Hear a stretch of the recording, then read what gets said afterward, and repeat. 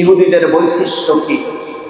ইহুদি সবচাইতে, আপনারা বোঝার চেষ্টা করেন, বিশ্বের ভিতরে সবচাইতে জঙ্গি গোষ্ঠীর নাম হচ্ছে ইহুদি। সবচাইতে বড় সন্ত্রাসের নাম কি? ইহুদি। সবচাইতে নিকৃষ্ট জাতির নাম কি? ইহুদি। পৃথিবীর সমস্ত জাতিকে আপনি খুশি করতে পারবেন, কিন্তু ইহুদি জাতিকে আপনি খুশি করতে পারবেন না। এই কথা কার? আল্লাহ সুবহানাহু ওয়া তাআলা। আমার নবীর উপরে সন্তুষ্ট হয় নাই এমন কোন মানুষ নাই, কিন্তু শুধু ইহুদি জাতি আমার নবীর উপরে সন্তুষ্ট ছিল না, এবং তারা হয় নাই। ভারে ভারে আমার রাসূলের সঙ্গে ওয়াদা ভঙ্গ করেছেন। আল্লাহ সুবহানাহু ওয়া তাআলা নবী অনেক মায়াবী দয়াবী ছিলেন, বারেবারই চেষ্টা করছেন যে ইহুদি অশুদ্ধ জাতিটাকে সভ্যে বানানো যায়, কিন্তু আল্লাহ সুবহানাহু ওয়া তাআলা আল্লাহর নবীকে যতই বোঝাচ্ছেন, আল্লাহ নবী তার চাইতেও বেশি একটু মায়া দেখাচ্ছেন ইহুদিদের উপরে, একটু মায়া ভালোবাসা তাদেরকে নিয়ে লাইনে নিয়ে আনা যায়। কিন্তু আল্লাহ সুবহানাহু ওয়া তাআলা সর্বশেষ কঠিন করে বলেন, ওয়ালান তারদা আনকাল ইয়াহুদু ওয়ালান নাসারা হাত্তা তাত্তাবিআ। আল্লাহ সুবহানাহু ওয়া তাআলা বলেন, হে নবী, আপনি ইহুদিদেরকে আপনি খুশি করতে পারবেন না যদি আপনি তাদের দলও যদি ঢুকে যান।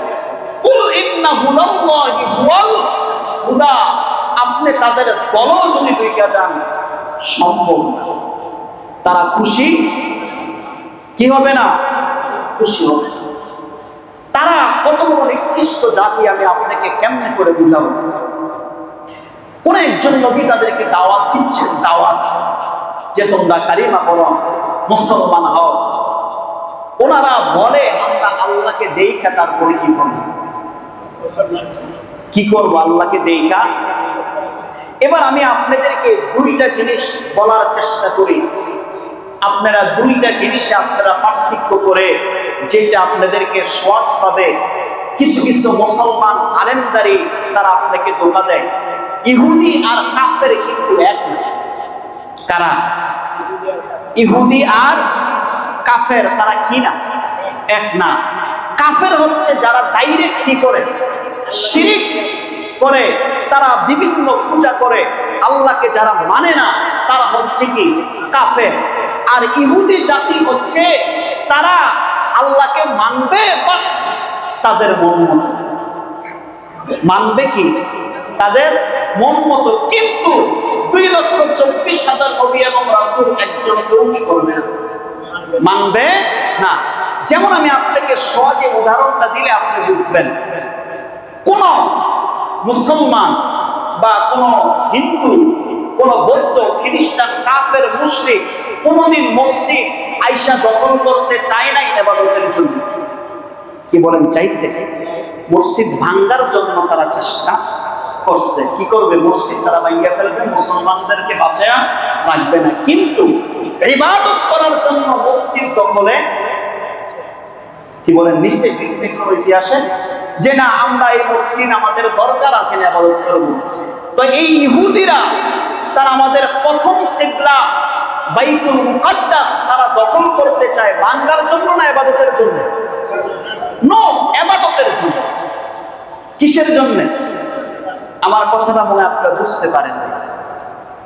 এই জায়গাটা দখল করতে চায় কিসের জন্য? তাদের ধর্ম অনুসারে ইবাদতের জন্য। তার মানে এখানে আয়েশা যে যা বলে তাদের ধর্ম অনুসারে তার মনের আশা কি হয়? তার মনের আশা কি হয়?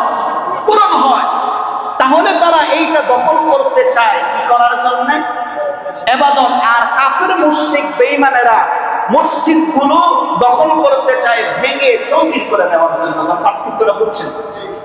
পার্থক্যটা বুঝছেন? তাদের যদি ইচ্ছা থাকতো যে এটা ভেঙে ফেলবে, যেখানে থেকে তারা বর্তমান যে যুগ ম্যাচ করে তারা যদি বোম মারে, তাহলে মসজিদ কি মূর্তি ভেঙে যাবে। কিন্তু তাদের উদ্দেশ্য ভাঙা না, তাদের উদ্দেশ্য এটা দখল করে নিয়ে তাদের মতো করে উপাসনা তারা এইভাবে তারা ইবাদত করবে, তাদের মতো করে তারা কি চালাবে। এই জন্য আপনাদের মাঝে আহলে হাদিস নামদার যারা ধোঁকা দেয়, তারা বলে যে না, ইহুদিরাও মুসলমান, ইহুদিদেরকে আমরা ডাইরেক্ট তাদের সাথে, তারাও আল্লাহরে মানে, এই জন্য তাদের সাথে আমাদের ডাইরেক্ট কোনো প্রকার সহিংসতায় জড়ানো কিনা উচিত না। এই কথা কে বলে? জোরে বলেন, কে বলে? আহলে হাদিস নামদার তারা। তার কারণ তাদের কথা হচ্ছে সেও তো আল্লাহরে মানে, আমরাও তো কি আল্লাহরে মানে। পার্থক্য, সে নবী মানে না, আমরা কি মানি? নবী মানি। তাহলে তাদেরকে আমাদেরকে ডাইরেক্ট কতল করা উচিত না, তাদেরকে বোঝানো উচিত না। যারা নবীকে যারা মানে না, তারা দুনিয়ার ভিতরে বেঁচে থাকার একটা সেকেন্ড কি রাখে না সুযোগ। আপনি তাদেরকে কেমনে করে আপনারা তাদেরকে আল্লাহ ওয়ালা বলবেন, তাদেরকে কেমনে করে আপনারা মুসলমান বলেন? আমি আপনাদেরকে গেল জন্মায় বলছি, তারা একজন আর দুইজন নবী নয়, হাজার হাজার নবীদেরকে তারা কি করছেন? কি করছেন? কতল করছেন, শহীদ করছেন। একজন আর দুইজন কিনা নবী না, হাজার হাজার লক্ষ নবী রাসূলকে তারা কি করছেন? শহীদ করছেন, তারা শেষ করে দিয়েছেন। সূরা ইয়াসিন আপনি বললে পাবেন, সূরা ইয়াসিনের তাফসীরের ভিতরে আছে একদিনে 3 জন নবীকে তারা শেষ করেছে। কয়জন? একদিনে 3 জন নবীকে তারা কি করে দিয়েছেন? শেষ করে দিয়েছেন। এরপরও এই দেশের একদম মুসলমান বলে যে তারা কি যেন বলে, তারা আল্লাহকে মানে, তারা মুসলমান, এবং তাদেরকে আমাদের সাথে তাদের সহিংসতা জড়ানো কিনা কিনা। এবার আল্লাহ বুঝছেন যে আমি যে আপনাদেরকে প্রায় সময় আমি আপনাদেরকে একটি মেসেজ দেই, এই দেশের আলেম ওলামারও, এই দেশের কিছু মানুষেরাও ইহুদিদের টাকা খায়। আপনারা তো আমার কথাটা মনে করেন যে মাথার উপরে আপনারা নিয়ে যান, মনে করেন যে না হুজুর এগুলা নিচে আন্দাজের উপরে। কিসের উপরে? আপনি আজকে বাস্তবতা আপনি প্রমাণ পেয়ে যাবেন যে আন্দাজের উপরে নয়। আমি যদি মনে করেন একটা সুদখোরকে যদি আমি সাপোর্ট করি, আমার বুঝতে হবে যে সুদের সাথে কোনো না কোনো ভাবে আমি কি আছি। না হলে আমি সুদখোরকে কেন সাপোর্ট করব? আমার কথা কি বুঝতে পারতেছেন? আমি যদি একটা ইহুদিকে যদি সাপোর্ট করি, আমার বুঝতে হবে ইহুদির সাথে কোনো না কোনো কি আছে। আমি যদি একটা হিন্দুকে যদি সাপোর্ট করি, বুঝতে হবে তার সাথে কোনো না কোনো কি আছে, আমার সম্পর্ক আছে। না হলে কেন আমি তাকে সাপোর্ট করবো? আমার কোরআন তো তা বলে নাই, আমার কোরআন তো আলাদা করে দিয়েছে। আমার কোরআনের কাছে যখন প্রস্তাব আসলেন আমার নবীর কাছে, ও নবী, আমরা আপনার কাছে প্রস্তাব নিয়ে আসলাম। কি প্রস্তাব? আমরা যে ধর্মটা পালন করি, আপনি 6 মাস আমার ধর্মটা করবেন, এরপরে আমরা 6 মাস কি। এই প্রস্তাব নবীকে দেওয়া হয়নি? কি বলেন, দেওয়া হয় নাই? তা আল্লাহ কি বলছেন? কুল ইয়া আইয়ুহাল কাফিরুন, হে নবী আপনি জানায়া দেন, আপনি লা আ'বুদু মা তা'বুদুন, হে কাফেরগণ, লা আ'বুদু মা তা'বুদুন, আমরা যার ইবাদত করি আমি, তোমরা তার কি করবে? তাহলে আমি যার ইবাদত করি তোমরা তার না করলে আমি তোমাদের ইবাদত কেমনে করে তোমাদের আমি করি? তাহলে আল্লাহ কি করে দিয়েছেন? সব কিছু কি আলাদা করে দিয়েছেন। এরপরও যদি আপনি যদি মিলাইতে চান, তাহলে আপনার মুসলমানের খাতায় না আছেন, আপনার কি নাই। তার কারণ আপনার চাইতে বড় মানবিক, আপনার চাইতে বড় দয়ালু আমার নবী কি ছিলেন না? কম ছিলেন না বেশি? আমার নবীকে যেখানে ডাইরেক্ট আল্লাহ নিষেধ করছে, আপনি তাদের খুশি করা সম্ভব না, তাহলে আপনি কেমন করবেন? কি বলেন, সম্ভব? এ ভাই, আমি আপনাকে কেমনে করে বুঝাবো? আমার দেশের ভিতরে আলেম ওলামারা বুঝতে বড় কষ্ট হয়। যখন দেওয়ালে পিঠ থেকে যায় তখন বুঝে আর কোনো লাভ নাই। তখন এই পূজাটা বুঝতে যাইয়া কত মানুষের জীবন দিতে হয়, রক্ত দিতে হয়, তারপরে আলেম ওলামারা বুঝে। কিন্তু এখন বুঝা কি হলো, জীবনের তো সব 12টা বেঁচে গেছে। কি বলেন, কথা ঠিক কিনা? এ ভাই, এই পৃথিবীর ভিতরে ইহুদি মাত্র বেশি না, অল্প কিছু সংখ্যক ইহুদি তুলনামূলক মুসলমানের চাইতে কম না বেশি? কি বলেন, কম না বেশি? অনেক কম ইহুদি এই কম সংখ্যক ইহুদির সঙ্গে আছে আপনার 150 কোটি মুসলমান পারে না। তার কারণ একটাই, এই জায়গার ভিতরে সমস্যা। এই 150 কোটি মুসলমানের ঠিকারে ভাই 100 জায়গা দেখেন 140 কোটি মুসলমান ইহুদিদের টাকা খাইয়া আমরা কোনো না কোনো বাসে আমাদের ঈমানকে নষ্ট করে ফেলছি। এখন আপনি বলবেন যে আমি খাই না, মুসলমানদেরকে কেমনে করে নষ্ট করে আমি আপনাকে কয়েকটি উদাহরণের ভিতরে আমি 2-1টি উদাহরণ আমি আপনাকে দিই। আল্লাহর কোন একজন বুজুর্গ ছিলেন, এই দেশের ভিতরে একজন জালিম বাদশা ছিলেন, জালিম শাসক। উনি ওনার সমস্ত কর্মকাণ্ড গুলো মানুষের উপরে চাপাইয়া দিতেন। ওই আল্লাহর বুজুর্গ ওই জালিম শাসকের বিরুদ্ধে কাজ করা শুরু করে দিলেন, জালিম শাসকের বিরুদ্ধে কাজ করা শুরু করে দিলেন। এবার বিভিন্ন দেশের পণ্ডিতদেরকে ডাকা হলো, এই হুজুরকে কেমনি করে দমন করা যায়, এই আলেমকে কেমনি করে দমন করা যায়।